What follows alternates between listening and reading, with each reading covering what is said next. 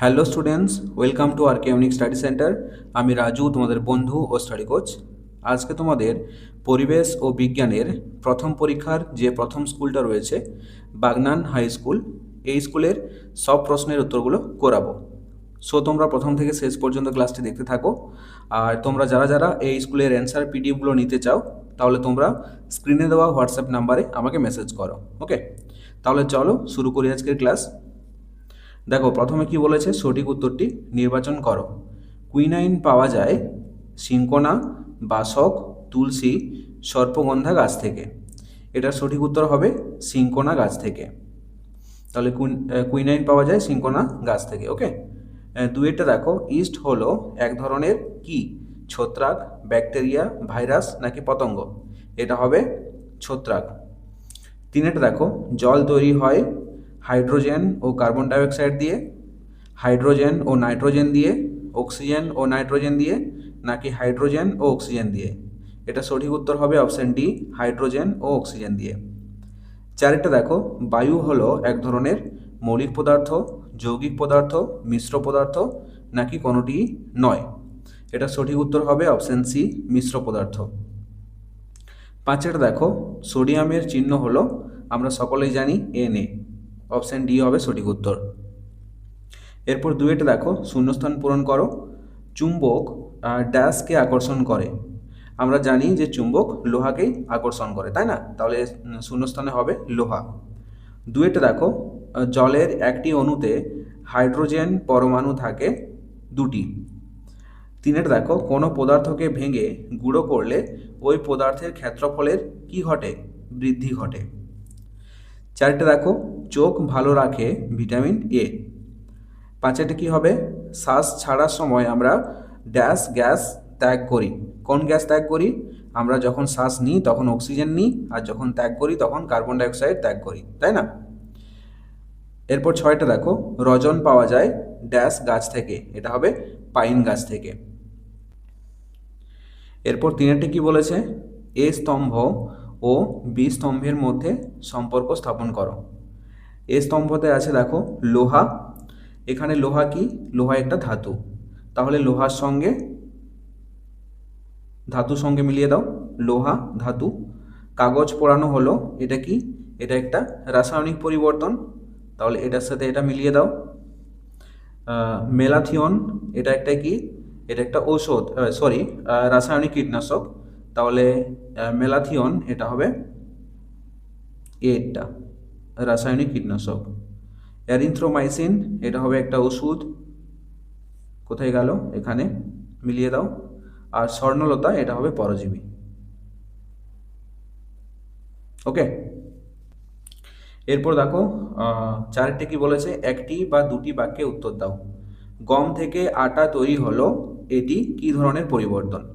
তাহলে উত্তর দেখো, এটি একটি ভৌত পরিবর্তন।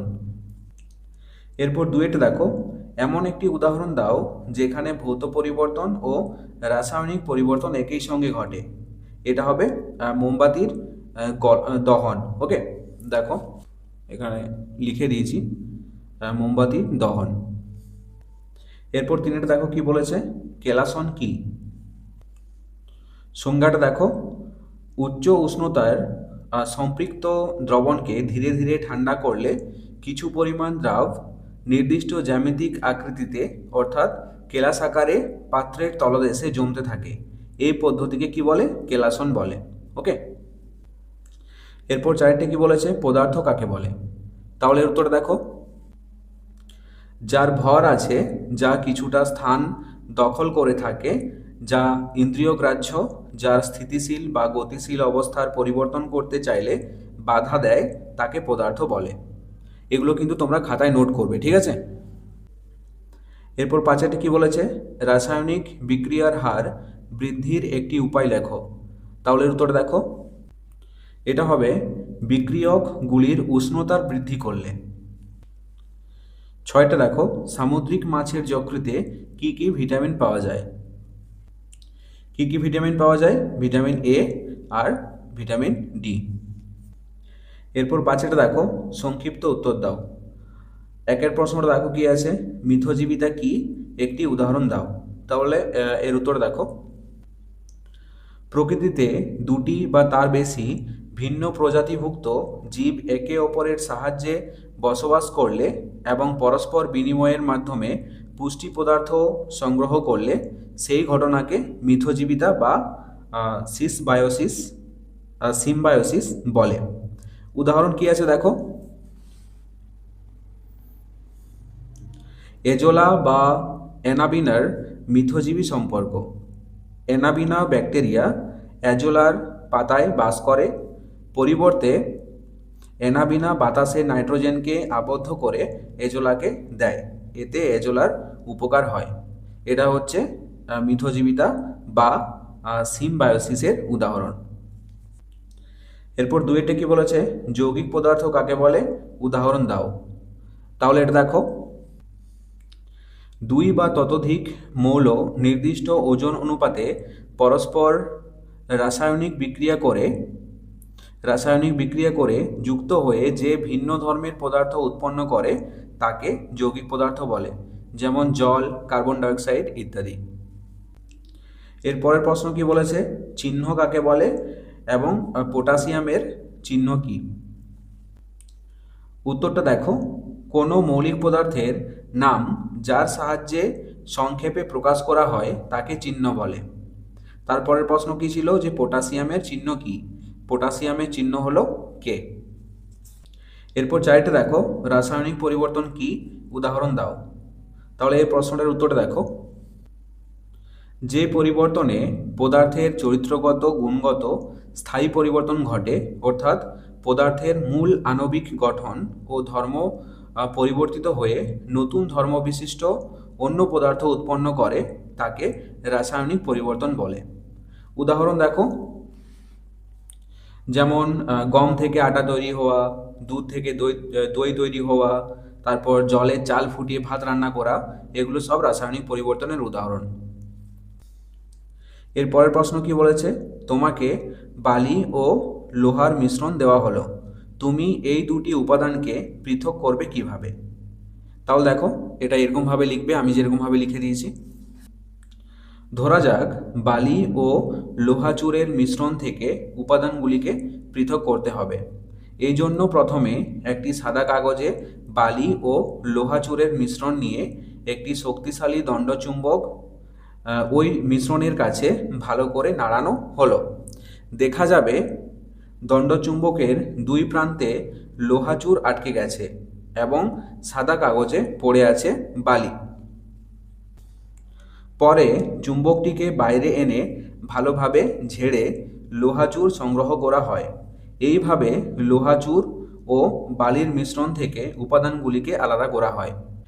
তোমরা কিন্তু এক কথাতে এরকম লিখে দিও না যে বালি ও লোহাচূড়ের মিশ্রণ থেকে উপাদানগুলিকে চুম্বকের সাহায্যে আলাদা করতে হবে। এই এক কথায় উত্তর দিলে কিন্তু নাম্বার কম পাবে, ঠিক আছে। এইরকমভাবে আমি যেরকম লিখে দিয়েছি এটাই লেখার চেষ্টা করবে। তারপরে দেখো, একদম শেষ প্রশ্ন কি আছে, ধাতু কাকে বলে, একটি তরল ধাতুর নাম লেখো। তাহলে এটা দেখো উত্তরটা, যেসব মৌলিক পদার্থ সাধারণ অবস্থায় কঠিন, ভারী, উজ্জ্বল ও চকচকে, নমনীয় ও প্রসারণশীল এবং যা তাপ ও তড়িতের পরিবাহী হয় তাদের ধাতু বলে। তারপরের প্রশ্ন ছিল, একটি তরল ধাতুর নাম লিখো। একটি তরল ধাতুর নাম হলো পারদ। পারদ ছাড়াও আর একটা তরল ধাতু রয়েছে যার নাম হলো গেলিয়াম, ঠিক আছে, গেলিয়াম। এটার সাথে পরিচিত হবে যখন তোমরা একটু উঁচু ক্লাস দিকে যাবে, তখন কিন্তু এই পারদ ছাড়াও যে আরেকটা তরল ধাতু রয়েছে যার নাম গেলিয়াম, এটার সঙ্গে পরিচিত হবে। সো এই ছিল আজকের ক্লাসটি কেমন লাগলো অবশ্যই কমেন্ট করে জানাও, আর যদি ভালো লেগে থাকে তাহলে অবশ্যই একটি লাইক করে দিও।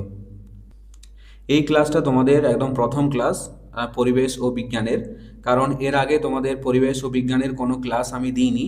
তো সেই ক্ষেত্রে আমার বাংলা হাতে লেখা যদি না বুঝতে পারো সেই ক্ষেত্রে আমাকে অবশ্যই কমেন্টে জানাবে, ওকে। আর যদি বুঝতে পারো তাও জানাবে।